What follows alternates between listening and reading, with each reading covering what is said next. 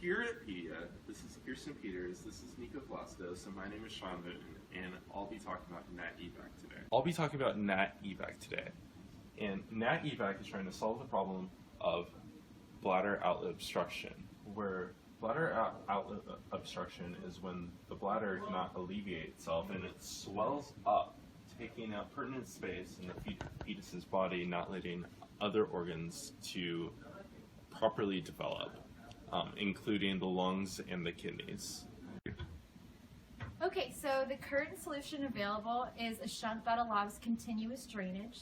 The issue with this is that the bladder muscles do not develop because the bladder cannot expand and contract as it would in a healthy fetus.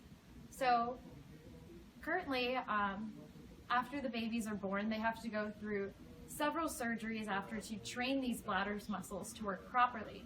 And even after those surgeries, the majority of them end up with kidney failure, and by the age of 2, a large amount of them end up on the kidney transplant list.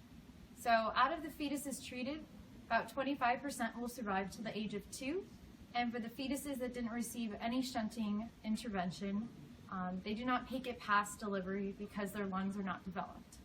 The current shunt and our shunt would be placed in between the amniotic fluid and the baby's bladder, which would allow the baby's bladder to drain completely and turn into kind of a hard mass. And it won't let the bladder develop or the kidneys, which leads to a lot of the problems that were mentioned earlier. So doctors theorize that if this bladder could open and close like it does normally, which would be done with a pressure-sensitive valve, then this would allow a lot of these problems to be negated. So our solution is a pressure-sensitive valve, which is seen here. And it works with a ferrous metal ball and a magnetic ring. The magnetic ring pulls the ferrous metal ball to close the valve, and it allows the pressure build up to 7 millimeters of mercury, which allows the bladder to fill up.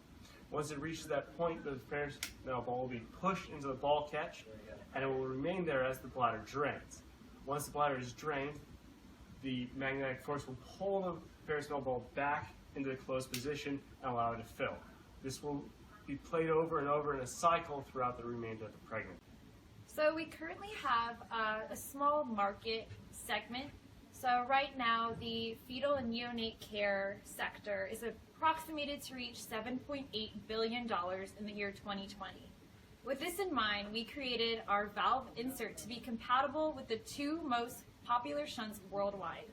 Those are the Harrison fetal shunt and the Rocket KCH shunt. So by allowing our shunt to be compatible with those, we've expanded our market share. In the future, we plan to pitch this idea to Cook Medical.